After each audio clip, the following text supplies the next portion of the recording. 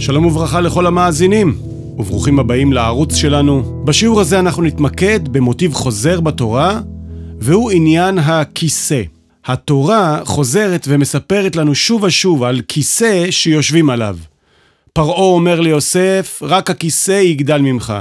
עגלון מלך מואב קם מעל הכיסא. אלי הכהן הגדול יושב על הכיסא הגדול, פתח מזוזת בית השם. האישה השונמית מכינה לאלישע הנביא כיסא ושולחן ומנורה. שלמה המלך יושב על כיסא המלך, וגם מכין כיסא לאמו בת שבע. ירמיהו הנביא מנבא ליהודים במצרים שנבוכדנצר ישב על הכיסא. אחשוורוש יושב על הכיסא. ישעיהו הנביא בספר ישעיהו פרק ו' רואה את השם יושב על כיסא רם ונישא. ונשאלת השאלה, למה התורה ממשיכה לספר לנו על הכיסא הזה? הרי די מובן שאם מישהו, ובטח ובטח מלך, יושב, זה על כיסא. ואם לא יושב על כיסא, אז התורה צריכה לספר לנו על מה הוא יושב.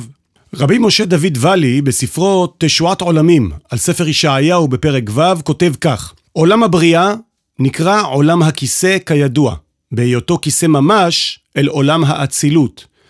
ומבשרי יחזה אלוקה שהאדם יושב על הכיסא, הנצח הוד יסוד שלו הם היושבים. על מנת להבין מה מנסה ללמד אותנו רבי משה דוד ואלי, נעשה הקדמה קצרה מעולם הקבלה והחסידות, אבל לפני ההקדמה, הערה חשובה מאוד. בהקדמה אנחנו ננסה להסביר בצורה מאוד פשטנית ומאוד גסה את הנושא הנלמד, ואין מייצגת את הנושא בצורה המדויקת שלו.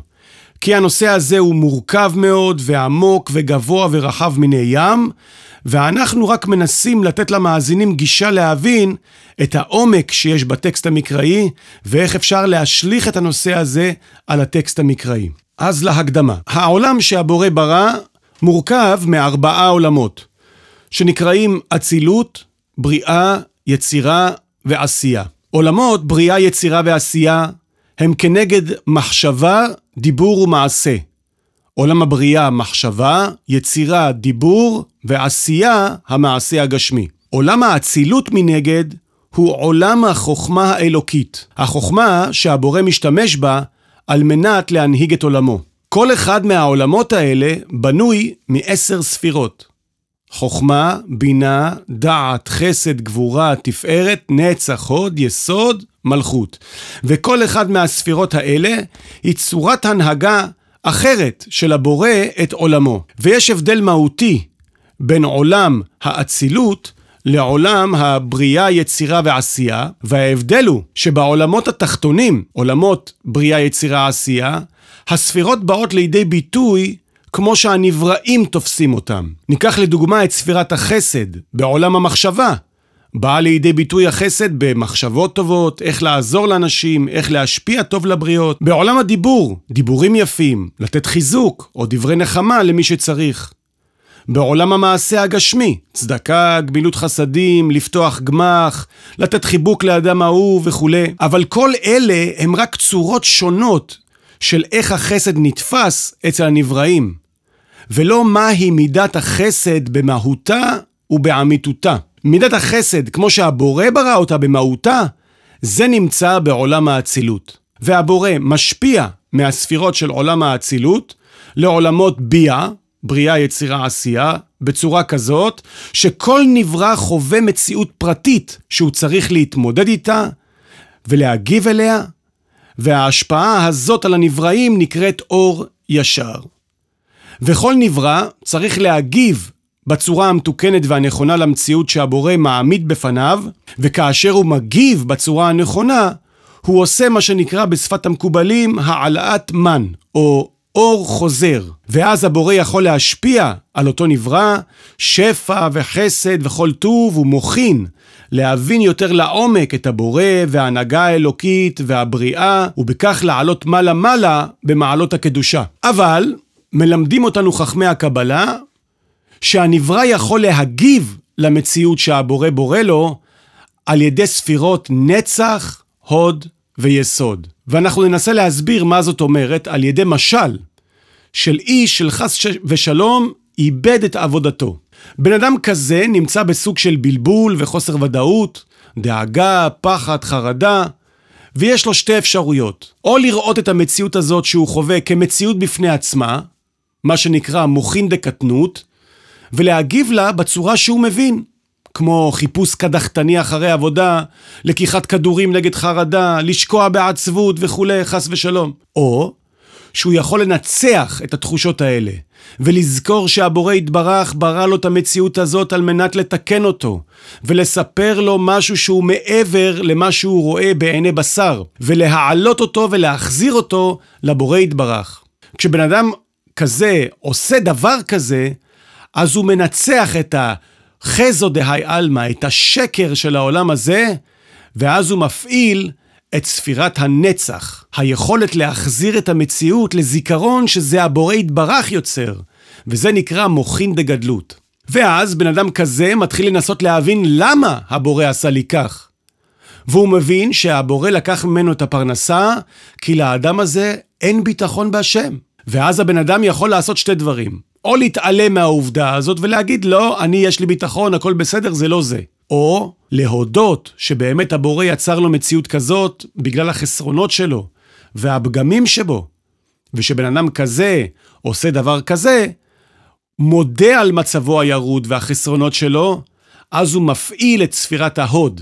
ואז לאחר שהבן אדם הזה ניצח את המציאות והודע על החסרונות שלו, וגם הודע על העובדה שהוא בעצמו לא יכול לעשות כלום אם לא הבורא יתברך, הוא צריך להתחיל לעבוד על לחזק את הקשר שלו עם הבורא יתברך.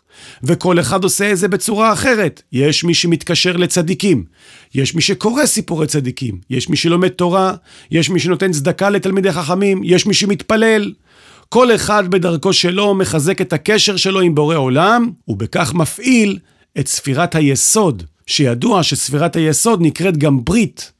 ברית עם הבורא יתברך. יש לך בעל ברית, והוא הקדוש ברוך הוא. ובן אדם כזה שמנצח את המציאות, מודה על חסרונותיו, וגם מודה שהוא מצד עצמו לא יכול לעשות דבר בלי הבורא יתברך, והוא מחזק את הקשר שלו עם הבורא יתברך, אז הוא מגיב למציאות בצורה המתוקנת, ואז הוא מעלה מן או אור חוזר, ואז השם משפיע עליו יותר ביטחון בהשם, ומכוח הביטחון בהשם כבר אין צורך לבורא לברוא לו מציאות של חוסר פרנסה, מכיוון שכל העניין של הבריאה הזאת של חוסר פרנסה הייתה כי לא היה לו ביטחון, ועכשיו יש לו ביטחון, אז אפשר לתת לו עבודה בחזרה. מכאן אנחנו רואים שהיכולת של האדם להגיב למציאות היא בספירות הנצח, הוד, יסוד. ועכשיו נחזור לפירושו של רבי משה דוד ואלי. עולם הבריאה הוא עולם המחשבה, והוא הכיסא שעליו יושבת עולם האצילות שהוא החוכמה האלוקית. אבל החוכמה האלוקית יכולה לשבת על המחשבה של האדם רק על ידי כך שהוא ינצח, יודע ויתקשר עם בורא עולם, והם הנצח, הוד, יסוד. עכשיו ננסה להבין בעזרת השם מה זה אומר שעגלון מלך מואב יושב על הכיסא. מכיוון שעגלון הוא גם נברא, גם הוא מנצח, מודה ומתקשר בדרכו שלו, אבל הדרך שלו היא דרך הפך הקדושה, שכשמו כן הוא מואב. כותב רבי משה דוד ואלי, מואב כמו מאב שיונק מן הימין מסיטרא דאביי לאה, כלומר השם שלו מצביע על המהות שלו. מה זה יונק מן הימין, סיטרא דאביי לאה, זה כבר עניין בפני עצמו, אבל אנחנו רואים שהשם שלו מצביע על המהות שלו. ומכיוון שעם ישראל משועבדים לו, הם עבדים שלו, אז היכולת של עם ישראל לנצח, להודות ולהתקשר, היא לפי הצורה שבה עגלון עושה זאת. וזה מצביע על מצבם הרוחני הירוד כביכול של עם ישראל בתקופתו של עגלון, או בתקופת השופטים. אבל כשהם צועקים לשם, הקדוש ברוך הוא שולח להם שופט, את אהוד בן גרה, שמצליח לגרום לעגלון לקום מעל הכיסא, ובכך לפנות את הכיסא, ולאפשר למישהו אחר לשבת עליו. כלומר, אהוד בן גרה בעצמו, שנהיה שופט על ישראל. וכשאהוד בן גרה יושב על הכיסא, אז מעצם העובדה שהוא הופך להיות הראש של עם ישראל, ויש ערבות בעם ישראל, כמו שכתוב במסכת שבועות דף למתת, כל ישראל ערבין זה לזה, אז עכשיו כל ישראל יכולים לנצח, להודות ולהתקשר כמו אהוד בן גרה. כלומר, מי שיושב על הכיסא הוא הקובע איך הניצוח, הודעה והתקשרות של כל מי שתחתיו נראה. ולכן כאשר שלמה יושב על הכיסא, שלמה המלך, אז כל ישראל יכולים לנצח, להודות ולהתקשר עם הבורא יתברך כמו שלמה. ובכך הקדוש ברוך הוא משפיע שפע ברכה כזה, שכל ישראל יושבים איש איש תחת גפנו ותחת עינתו, ואוכלים ושותים ושמחים. כלומר, כשהתורה אומרת לנו שעגלון מלך מואב הוא זה שיושב על הכיסא, זאת אומרת שהקדוש ברוך הוא משפיע נצח הוד יסוד מעולם האצילות לעולם המחשבה של האדם, לפי מדרגתו של עגלון. אבל כשהתורה מצביעה לנו ששלמה הוא זה שיושב על הכיסא, או שדוד יושב על הכיסא, זה אומר שהקדוש ברוך הוא משפיע בעולמו נצח הוד יסוד מעולם האצילות לעולם המחשבה, כמו שדוד המלך וכמו ששלמה המלך מבינים את זה. ולכן, בגלל ההתקללות שיש בעם ישראל, כל ישראל יש גישה בעולם המחשבה לסוג של הניצוח הוד יסוד של מי שיושב על הכיסא. ואולי מפה גם אפשר להבין למה פרעה אומר ליוסף, רק הכיסא יגדל ממך. על פניו היה צריך להגיד לו, רק אני יגדל ממך. למה הכיסא? מפה אנחנו יכולים להבין שפרעה בעצם אומר ליוסף, תשמע, כל הממלכה שלך, הכל בידיים שלך, אבל הצורה שבה אתה תוכל להגיב למציאות, היא רק הצורה שאתה עבד שלי, יכול להבין. לא לפי מה שאתה רוצה, לא לפעול בדרך היהודית שלך, אלא בדרך של הפך הקדושה שלי.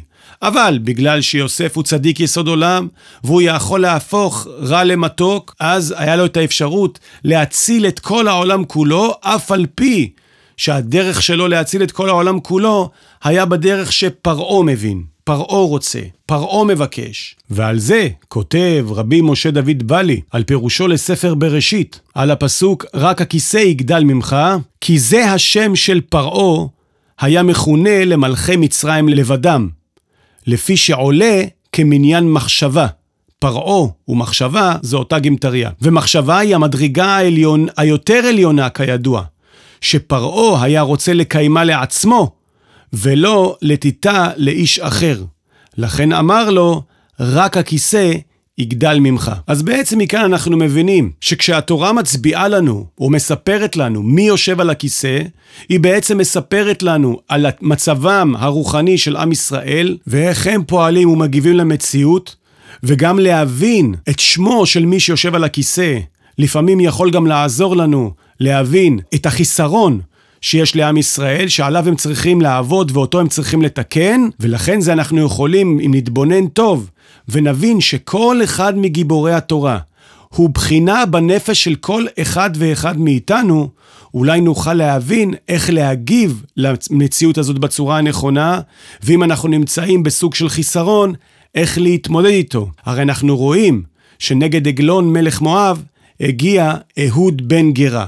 למה דווקא אהוד בן גרה שהיה איתר יד ימינו? למה חשוב להבין דבר כזה? כותב רבי משה דוד בלי בפירושו על ספר שופטים, על הפסוק, ויעבדו בני ישראל את עגלון מלך מואב 18 שנה, ומיד אב הרחמים הקים להם מושיע משבט בנימין, שהוא הצעיר שבשבטים, להכניע את הרשע הזה שהיה הגאה שבמלכים, ולא עוד אלא שהמושיע הזה היה גרוע מכל שאר האדם, שלא היה שולט ביד ימינו, להודיע ולהודע שאין מעצור להשם להושיע בחזק או בחלש, כי הכל שווים אצלו, והוא נותן כוח לכולם. אז בעזרת השם שהקדוש ברוך הוא יעזור לנו ולכל עם ישראל להגיב למציאות הזאת בצורה המתוקנת, כמו שהבורא רוצה, לנצח, להודות ולהתקשר עם הבורא יתברך בקשר אמיץ, ובעזרת השם בזכות זה להביא את משיח צדקנו ולראות את בניין בית המקדש השלישי במהרה בימינו, ובעזרת השם שגם הלימוד הזה יהיה לתועלת. אמן כן יהי רצון. סלע.